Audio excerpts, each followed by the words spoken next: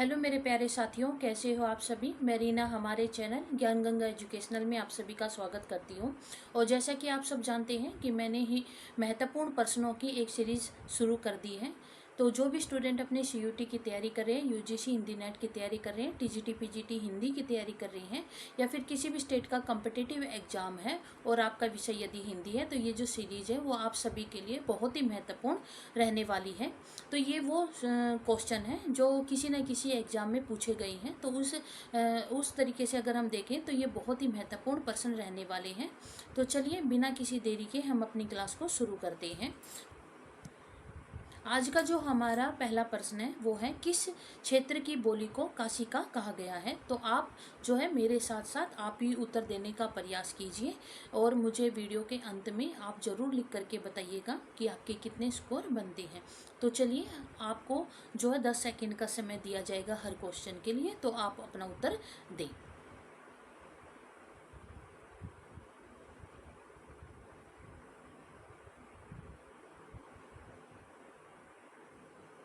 तो किस क्षेत्र की बोली को काशिका कहा जाता है। तो बनारस क्षेत्र की जो बोली है उसको काशिका कहा जाता है। अब हम अपना अगला प्रश्न देखें। तो साहित्यिक अपभ्रंश को पुरानी हिंदी जो नाम है वो किसने दिया था। तो इसका उत्तर देने का आप भी प्रयास कीजिए। तो किसने कहा था। रामचंद्र शुक्ल ने कहा था, या फिर हजारी प्रसाद द्विवेदी ने कहा था, शिव सिंह सेगर ने कहा था, या फिर राहुल साकृत्यायन ने कहा था। इनमें से किसने साहित्यिक भाषा को पुरानी हिंदी कहा है। तो आप भी उत्तर दीजिए। आपको जो है 10 सेकंड का समय दिया जाता है।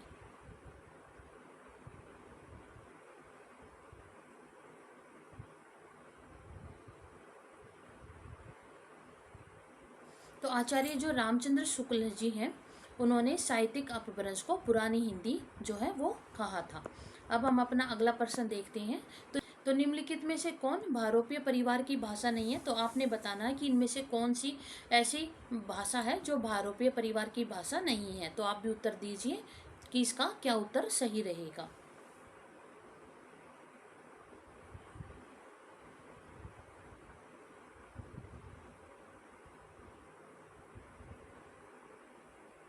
तो इसका जो सही उत्तर रहेगा वो रहेगा सी, जो मलयालम है वो भारोपीय परिवार की भाषा नहीं है।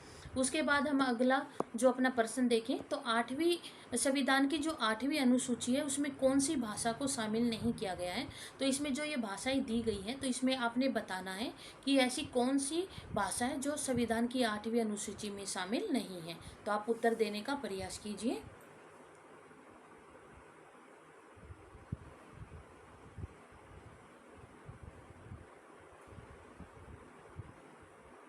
तो इसमें जो है सी ऑप्शन हमारा सही रहेगा, जो भोजपुरी है उसको संविधान की आठवीं अनुसूची में शामिल नहीं किया गया है। उसके बाद हम अपना अगला प्रश्न देखें। तो बिहारी उपभाषा वर्ग के अंतर्गत कौन सी बोली है वो आती नहीं आती है। तो वो आपने बताना है कि नीचे जो ये दिया गया है भोजपुरी, बुंदेली, मगही और मैथिली, तो इनमें से कौन सी ऐसी बिहारी उपभाषा वर्ग में नहीं आती है। तो वो कौन सी बोली है। तो आप इसका उत्तर दीजिए।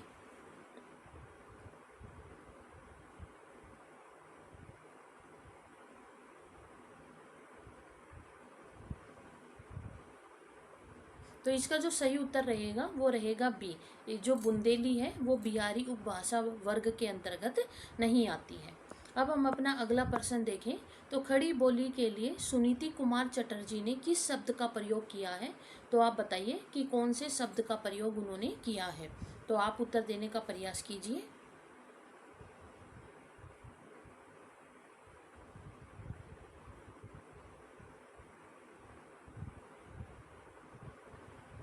तो इसका प्रश्न का जो सही उत्तर रहेगा वो रहेगा ए, जनपदीय हिंदुस्तानी।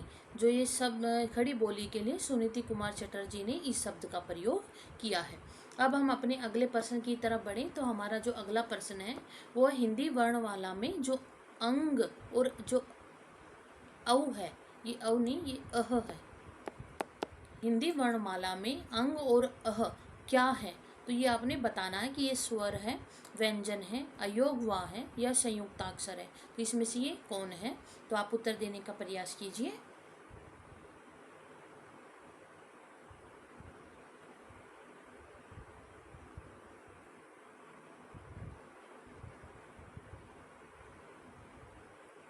तो इसका जो सही उत्तर रहेगा वो रहेगा सी, अयोग वह। ये जो अंग और जो अ है वो क्या है, अयोग वह है। अब बने अगले प्रश्न की तरफ बढ़े। तो ये जो है निम्नलिखित भाषा रूपों को उनके प्रयोक्ताओं के साथ मिलान करना है। तो ये आपको बताना है कि इसमें कौन सा ऑप्शन रहेगा।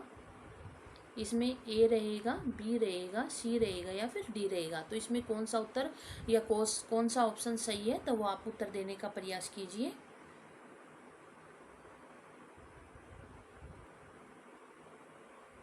तो इस प्रश्न का जो सही उत्तर रहेगा वो रहेगा बी। ये जो दखनी है इसका जो प्रयोक्ता रहेगा कुतुब शाह रहेगा, कौशली का दामोदर पंडित रहेगा, ब्रजबुली का शंकरदेव अवतरे रहेगा और संध्या भाषा का सरहपाद रहेगा। तो इस प्रकार से जो हमारा बी ऑप्शन है ये सही रहेगा। अब हम अपने अगले प्रश्न को देखें। तो अगला प्रश्न है, अपभ्रंश की जो उत्तरकालीन अवस्था है उसका क्या नाम है। तो उसको क्या कहा जाता है, पाली कहा जाता है, प्राकृत कहा जाता है, संस्कृत कहा जाता है या फिर अवहट कहा जाता है। तो इसका कौन सा उत्तर सही रहेगा, आप उत्तर देने का प्रयास कीजिए। आपके पास 10 सेकंड का समय है।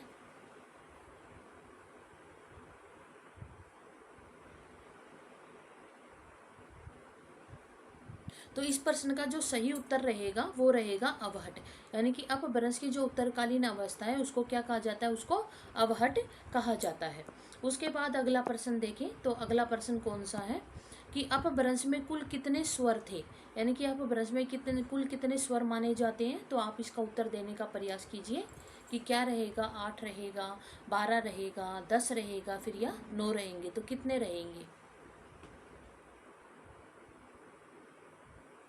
इस प्रश्न का जो सही उत्तर रहेगा वो रहेगा सी, यानी कि 10। अपभ्रंश में कुल 10 स्वर थे।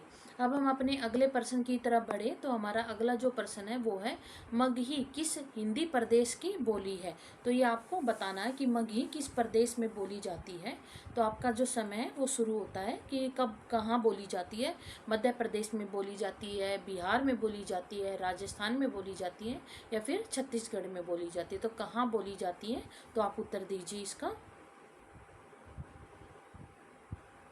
तो इसका जो सही उत्तर रहेगा वो रहेगा बिहार, यानी कि जो मगही है वो हिंदी प्रदेश की बोली है। किसकी, बिहार। मगही जो है वो बिहार प्रदेश की बोली है। हम अपना अगला प्रश्न देखें। तो हमारा अगला प्रश्न है कि भाषाओं के पारिवारिक वर्गीकरण का जो आधार है वो कौन सा है। रूप रचना है, ध्वनि है, इतिहास है फिर या अर्थ है। तो इसमें से कौन सा जो भाषा परिवार के वर्गीकरण का आधार है, तो आप उत्तर देने का प्रयास कीजिए कि इसका सही उत्तर क्या रहेगा।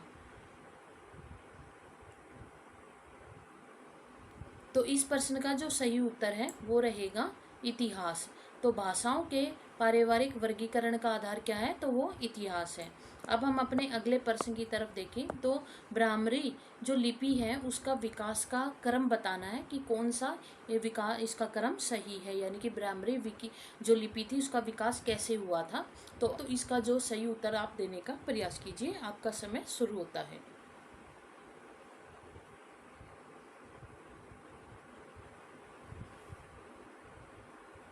तो इस प्रश्न का जो सही उत्तर रहेगा वो रहेगा ए, ब्राह्मरी लिपि। फिर यहाँ पर आएगा गुप्त लिपि, गुप्त लिपि, उसके बाद कुटिल लिपि और फिर देवनागरी लिपि। तो इस प्रकार से इस प्रश्न का जो जो सही ऑप्शन है वो ए रहेगा। अब उसके बाद आगे देखें। तो अगला जो हमारा प्रश्न है वो भाषा की उत्पत्ति के संबंध में निम्नलिखित सिद्धांतों को उनकी प्रतिपादकों के साथ में सम्मिलित करना है। तो इसका आप सही उत्तर देने का प्रयास कीजिए कि इसमें सही उत्तर जो है वो कौन सा रहेगा। ए रहेगा, बी रहेगा, सी रहेगा या फिर डी रहेगा। तो कौन सा इसमें सही ऑप्शन है वो आप बताइए।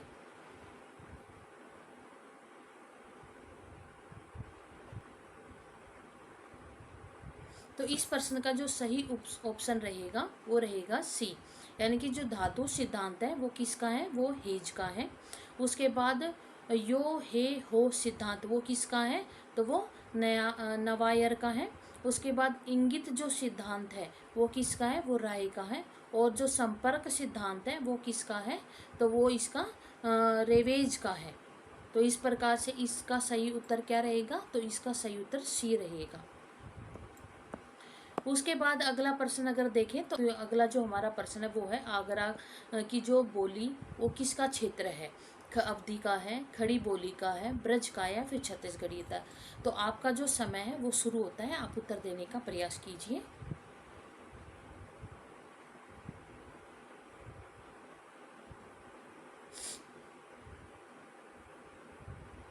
तो इस प्रश्न का जो सही उत्तर रहेगा वो रहेगा सी, यानी कि जो ब्रज भाषा है वो आगरा का जो क्षेत्र है माना जाता है।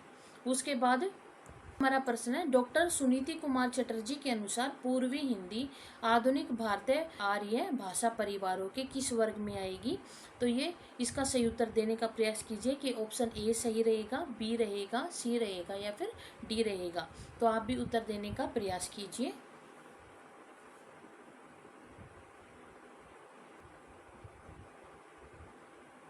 तो इस प्रश्न का जो सही उत्तर रहेगा वो रहेगा डी, प्राच्य वर्ग के अंतर्गत आती है। उसके बाद अगला जो प्रश्न है वो उसको हम देखें कि डॉक्टर धीरेन्द्र वर्मा ने वैदिक जो ध्वनि है उनकी संख्या कितनी मानी है। तो आप इसका सही उत्तर देने का प्रयास कीजिए, आपका समय शुरू होता है।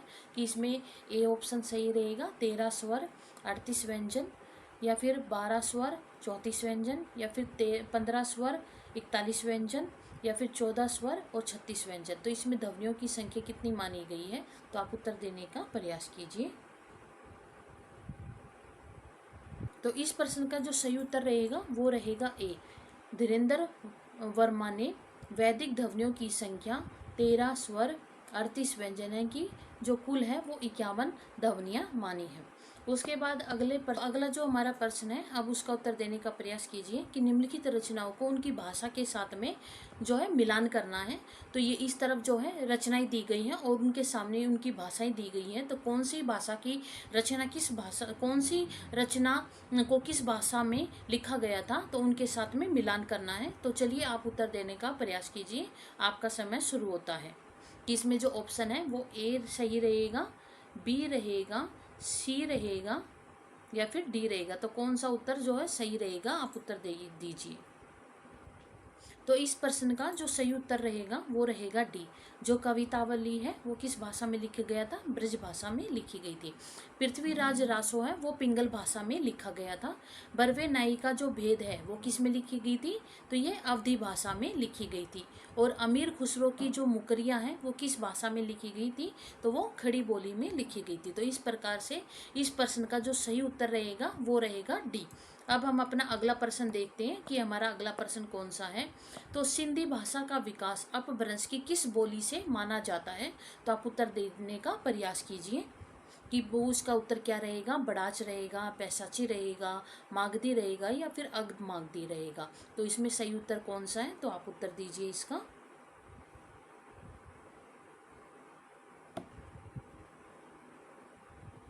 तो इस प्रश्न का जो सही उत्तर रहेगा वो रहेगा ए, यानी कि बड़ाच। सिंधी भाषा का विकास अपभ्रंश की बड़ाच बोली से माना जाता है। तो अब हम अपना अगला प्रश्न देखें। तो हमारा अगला प्रश्न क्या है कि इनमें से कौन सी भाषा भारतीय संविधान की 8वीं अनुसूची में शामिल नहीं की गई है। तो वो कौन सी है, डोंगरी है, संथाली है, बोडो है या फिर भोजपुरी है। तो इनमें से कौन सी है, आप उत्तर देने का प्रयास कीजिए।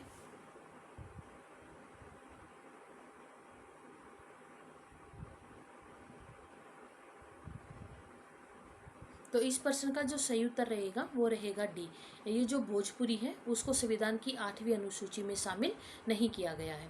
अब हम अपना अगला प्रश्न देखें। तो अगला हमारा प्रश्न क्या है कि इसमें से कौन सा शब्द ऐसा है जो उपसर्ग से नहीं बना है।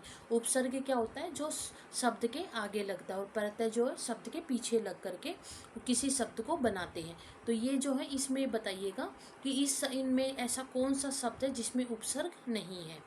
तो आप उत्तर देने का प्रयास कीजिए।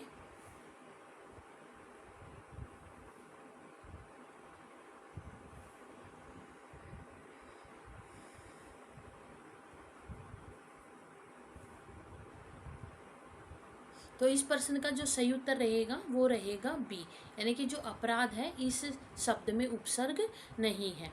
अब हम अपना अगला प्रश्न देखें तो हमारा अगला प्रश्न है, इनमें से ऐसी कौन सी भाषा है जिसको संविधान की 8वीं अनुसूची में शामिल नहीं किया गया है। डोंगरी है, मैथिली है, ब्रज भाषा या फिर असमिया है। तो इसमें से ऐसी कौन सी भाषा है जिसको संविधान की 8वीं अनुसूची में शामिल नहीं किया गया। तो आप उत्तर देने का प्रयास कीजिए।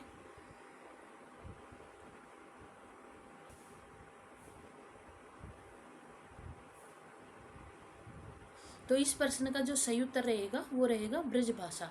ब्रज भाषा को संविधान की 8वीं अनुसूची में शामिल नहीं किया गया है। अब हम अपना अगला प्रश्न देखें तो हमारा अगला प्रश्न है, भारोपीय परिवार की भाषा नहीं है। तो इनमें से आपने बताना है कि इनमें से कौन सा ऑप्शन सही है जो भारोपीय परिवार की भाषा नहीं है। तो आप उत्तर देने का प्रयास कीजिए कि केल्टिक जो है, इतालिक है या जर्मनिक है या फिर एशियोयन है। तो इनमें से कौन सी ऐसी है जो भारोपीय परिवार की भाषा नहीं है।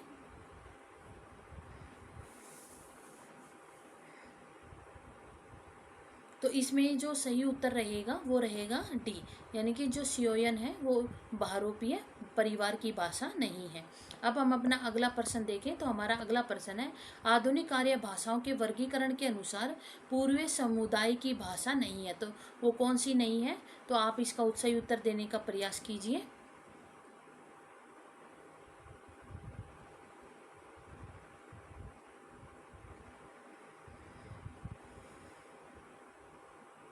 तो इस प्रश्न का जो सही उत्तर रहेगा वो रहेगा बी, जो मराठी है वो पूर्वी समुदाय की भाषा नहीं है। ये किस में आती है, ये दक्षिण समुदाय की भाषा में आती है।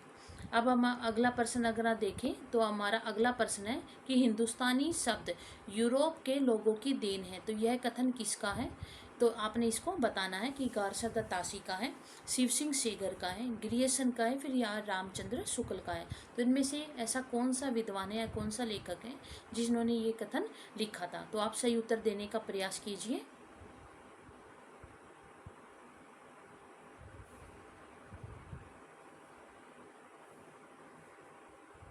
तो इस प्रश्न का जो सही उत्तर रहेगा वो रहेगा सी, जो जॉर्ज ग्रियर्सन है, इन्होंने ये जो कथन है वो लिखा था। तो उससे अगला अब हम अपना अगला प्रश्न देखें तो हमारा अगला प्रश्न कौन सा है कि दोहा या दूहा किस भाषा का लोकप्रिय छंद रहा है। तो आप उत्तर देने का प्रयास कीजिए कि ऐसी कौन सी भाषा है जिसका ये प्रिय छंद है। तो आप उत्तर दीजिए इसमें।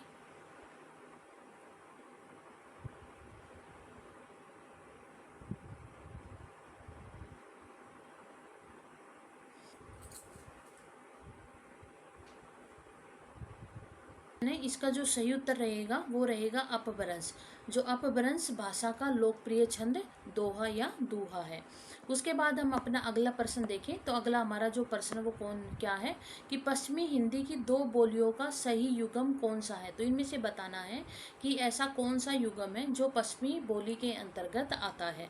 तो आप कन्नौजी या अवधी है, ब्रज भाषा या बघेली है, छत्तीसगढ़ी है या फिर बांगरू है, खड़ी बोली है या बुंदेली, इनमें से ऐसी कौन सी है जो हमारी पश्चिमी हिंदी के अंतर्गत आती है। तो आप उत्तर देने का प्रयास कीजिए।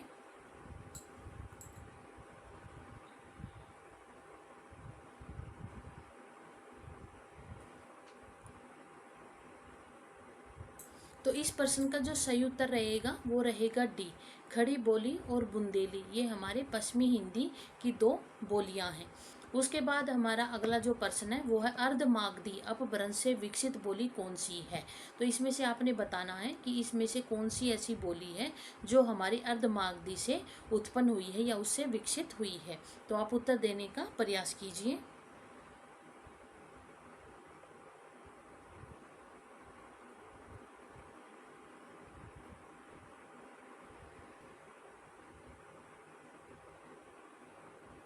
तो इस प्रश्न का जो सही उत्तर रहेगा वो रहेगा बघेली, जो बघेली है वो हमारे अर्धमागधी अपभ्रंश से विकसित हुई है।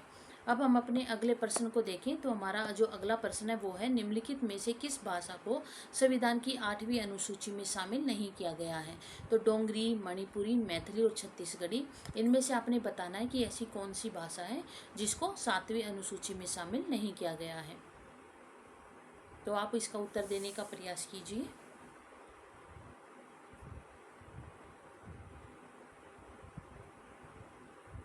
तो इस प्रश्न का जो सही उत्तर रहेगा वो रहेगा छत्तीसगढ़ी। तो छत्तीसगढ़ी को संविधान की 8वीं अनुसूची में शामिल नहीं किया गया है। अब हम अपने अगले प्रश्न को देखें। तो हमारा अगला प्रश्न है कि इनमें से ऐसी कौन सी बोली है जो आकार बहुला है। तो ऐसी कौन सी बोली है, तो आप उत्तर देने का प्रयास कीजिए। तो वो कौन सी रहेगी? खड़ी बोली रहेगी, ब्रज भाषा रहेगी, बुंदेली रहेगी या फिर कन्नौजी रहेगी।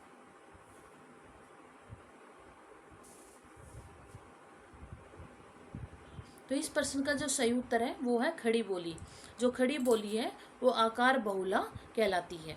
उसके बाद हम अपना अगला प्रश्न देखें। तो कंठोष्ठीय ध्वनि का उदाहरण कौन सा है? तो आप इसमें से बताइएगा, ये कंठोष्ठीय ध्वनि कौन सी है? औ है, ए है, क है या फिर त है? तो आप इसका उत्तर देने का प्रयास कीजिए।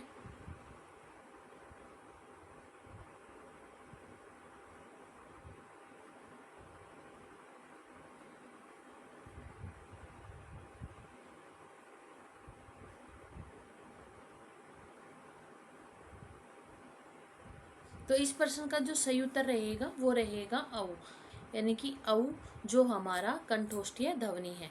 कंठोष्ठीय ध्वनि कैसे कि जो ये औ है वो किससे मिलकर के बना है? वो अ धन ओ से मिलकर के बना है। अ जो है हमारा कैसा है? हमारा कंठ्य ध्वनि है और ओ जो है वो हमारा कैसा है? ओष्ठीय ध्वनि है। तो इस प्रकार से ये जो है कंठोष्ठीय ध्वनि का उदाहरण है। उसके बाद हम अपना अगला प्रश्न देखें। तो अगला प्रश्न है इनमें से कौन सी ऐसी ध्वनि है जो संयुक्त व्यंजन है। तो इसमें से आपने बताना है कि वो कौन सा है। तो आप सही उत्तर देने का इसका प्रयास कीजिए।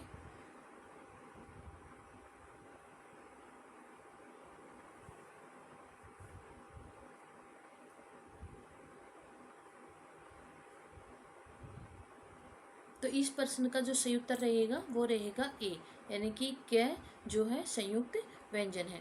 उसके बाद हम अपना अगला प्रश्न देखें। तो हमारा जो अगला प्रश्न है वो प्रयत्न के आधार पर ल किस प्रकार की ध्वनि है। तो आप इसका सही उत्तर दीजिए। आपका समय शुरू होता है कि इसका सही उत्तर क्या रहेगा? पार्श्विक रहेगा, उत्क्षेपित रहेगा, प्रकंपित रहेगा या फिर संघर्षहीन रहेगा। तो इसका सही उत्तर क्या है? इस क्वेश्चन का जो सही उत्तर वो क्या रहेगा? तो इस प्रश्न का जो सही उत्तर वो है पार्श्विक, यानी कि जो ल है वो हमारी पार्श्विक ध्वनि है। उसके बाद हम अपना अगला प्रश्न देखें। तो इनमें से कौन से युगम अघोष ध्वनि के उदाहरण है। तो इसमें से आपने बताना है कि अघोष ध्वनि का उदाहरण कौन कौन से हैं। तो आप इसका सही उत्तर देने का प्रयास कीजिए।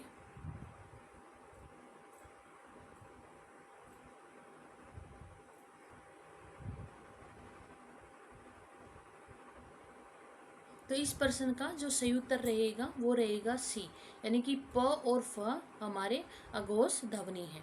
तो अघोष ध्वनियाँ कौन सी होती हैं कि जो प्रत्येक वर्ग का जो पहला और जो दूसरा जो वर्ण होता है वो हमारा क्या कहलाता है? अघोष ध्वनि कहलाता है। उसके बाद हम अपने अगले प्रश्न की तरफ देखें। तो हमारा अगला प्रश्न कौन सा है कि निम्नलिखित में से किस भाषा का विकास शौर सैनी अपभ्रंश से हुआ है। तो इसमें से आप बताइए कि ऐसी कौन सी भाषा है जिसका विकास शौर सैनी अपभ्रंश से हुआ है। गुजराती है, पंजाबी है, मराठी है या फिर सिंधी है। तो ऐसी कौन सी भाषा है? तो आप इसका सही उत्तर देने का प्रयास कीजिए। तो इस प्रश्न का जो सही उत्तर रहेगा वो रहेगा ए, यानी कि जो गुजराती है उसका विकास किससे हुआ है? शौर सैनी अपभ्रंश से हुआ है। अब हम अपना अगला प्रश्न देखें। तो हमारा अगला प्रश्न है कि बाह्य प्रयत्न के आधार पर वर्णों के भेद बताने हैं कि वर्णों के भेद कितने होते हैं। तो आप इसका सही उत्तर देने का प्रयास कीजिए कि 3 प्रकार के होते हैं, 4 के होते हैं, 2 के होते हैं या फिर 5 के होते हैं। तो इसका सही उत्तर क्या रहेगा? आप बताइए। तो इस प्रश्न का जो सही उत्तर रहेगा वो रहेगा च। तो प्रयत्न 4, यानी कि प्रयत्न के आधार पर वर्णों के भेद कितने होते हैं? तो प्रयत्न के आधार पर वर्णों के 4 भेद होते हैं। कौन कौन से? अघोष, सघोष, अल्प प्राण और महाप्राण। तो इस प्रकार से बाह्य प्रयत्न के आधार पर जो वर्ण है वो 4 प्रकार के होते हैं। अब हम अपना अगला प्रश्न देखें। तो अब अगला जो प्रश्न है वो है मिलान करना। रचनाएं दी हुई हैं और एक तरफ उनकी भाषा दी गई है, तो इनको मिलान करके बताइएगा कि इसका जो सही उत्तर है वो क्या रहेगा। ऑप्शन ए सही है, या फिर ऑप्शन बी सही है, सी सही है, या फिर डी सही है। तो इसमें से आप कौन सा उत्तर जो है सही है, आप इसका उत्तर देने का प्रयास कीजिए।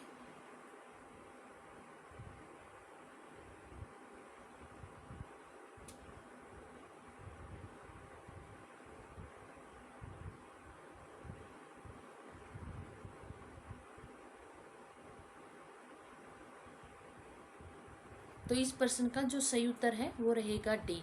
जो अवहट, ये किसकी है, कीर्ति लता की भाषा है। ब्रज भाषा किसका है, भंवर गीत की भाषा है। अवधि की रचना कौन सी है, तो अवधि की मधुमालती है। और खड़ी बोली की कौन सी है, तो खड़ी बोली की प्रिय प्रवास है। तो इस प्रकार से इस प्रश्न का जो सही उत्तर है वो डी रहेगा। अब हम अपना अगला प्रश्न देखें। तो हमारा अगला प्रश्न है, निम्नलिखित बोलियों को उनके क्षेत्र के साथ में सम्मिलित करना है। एक तरफ बोलियां दी गई है, दूसरी तरफ उनका क्षेत्र दिया गया है। तो आप मिलान करके बताइए कि इस प्रश्न का जो सही ऑप्शन है वो क्या रहेगा। ए सही रहेगा, बी सही रहेगा, सी रहेगा, या फिर डी रहेगा। तो इनमें से कौन सा जो है ऑप्शन सही रहेगा, तो आप उत्तर देने का प्रयास कीजिए।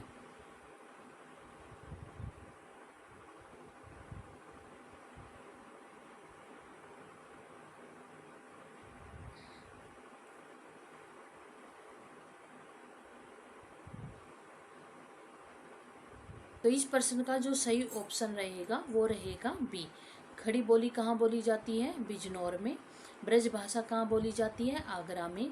बांगरू कहाँ बोली जाएगी, करनाल में। और अवधि कहाँ बोली जाएगी, तो अवधि बोली जाएगी सुल्तानपुर में। तो इस प्रकार से इसका जो सही ऑप्शन रहेगा वो रहेगा बी। अब हम अपना अगला प्रश्न देखें। तो अगला प्रश्न हमारा क्या है कि संस्कृत का कोई भी शब्द मनचाहे ढंग से तोड़ मरोड़ कर तद्भव नहीं बनाया जा सकता। तो ये जो विचार है वो किस विद्वान का है, तो आप इसका सही उत्तर देने का प्रयास कीजिए। आपका समय शुरू होता है। कि उत्तर क्या रहेगा, रामविलास शर्मा रहेगा, सुनीति कुमार चटर्जी रहेगा, जॉर्ज ग्रियर्सन रहेगा, या फिर डॉक्टर नामवर सिंह रहेगा। तो ये जो कथन दिया गया है किस विद्वान का है, तो आप इसका उत्तर देने का प्रयास कीजिए कि इसका सही उत्तर क्या रहेगा। तो इस जो प्रश्न का जो सही उत्तर रहेगा वो रहेगा जॉर्ज इब्राहिम ग्रियर्सन। यानी कि जॉर्ज इब्राहिम ग्रियर्सन ने ये जो विचार रखा है कि संस्कृत का कोई भी शब्द मन चाहे ढंग से तोड़ मरोड़ करके तद्भव उसको नहीं बनाया जा सकता। अब हम अपना अगला प्रश्न देखें, और जो ये हमारा अंतिम प्रश्न है, निम्नलिखित में से कौन सी बोली बिहारी हिंदी वर्ग के अंतर्गत में नहीं आती है। तो ऐसी कौन सी बोली है, आप इसका सही उत्तर देने का प्रयास कीजिए कि भोजपुरी है, मैथिली है, छत्तीसगढ़ी है, या फिर मगही है। तो इसमें से ऐसी कौन सी बोली है जो बिहारी वर्ग के अंतर्गत नहीं आती है।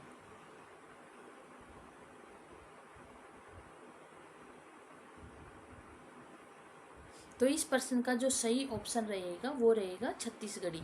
जो छत्तीसगढ़ी बोली है वो हमारे बिहारी हिंदी वर्ग के अंतर्गत नहीं आती है। ये किसके अंतर्गत आएगी, ये पश्चिमी हिंदी के अंतर्गत आती है। पश्चिमी हिंदी वर्ग के अंतर्गत में ये बोली आएगी। तो इस प्रकार से आज हमारे जो हैं 40 क्वेश्चन पूरे हुए हैं। कल हम अपने फिर अगले 40 क्वेश्चन लेकर के आएंगे।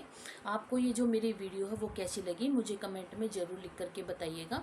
अगर आपको ये जो मेरी वीडियो है, ये जो सीरीज़ है वो अच्छी लग रही है तो इसको लाइक करें और ज़्यादा से ज़्यादा शेयर करें, ताकि जो भी स्टूडेंट अपनी एग्ज़ाम की प्रिपरेशन कर रहे हैं वो इस सीरीज़ के माध्यम से अपनी तैयारी को बेहतर कर सकते हैं। जिस भी स्टूडेंट ने मेरा इंस्टाग्राम चैनल या फिर टेलीग्राम चैनल को ज्वाइन नहीं किया है, तो इस वीडियो के डिस्क्रिप्शन में उसका लिंक दिया गया, तो आप वहां जाकर के उसको ज्वाइन कर सकते हैं। और जो भी स्टूडेंट मेरे इस चैनल पर नए आए हैं तो वो हमारे चैनल ज्ञान गंगा एजुकेशनल को सब्सक्राइब कर लें, और साथ ही साथ बेल आइकन को दबा करके ऑल के बटन को भी प्रेस कर लें, ताकि मैं जो भी नई वीडियो डालूं या नोटिफिकेशन आप सभी तक सबसे पहले पहुंच जाए। धन्यवाद।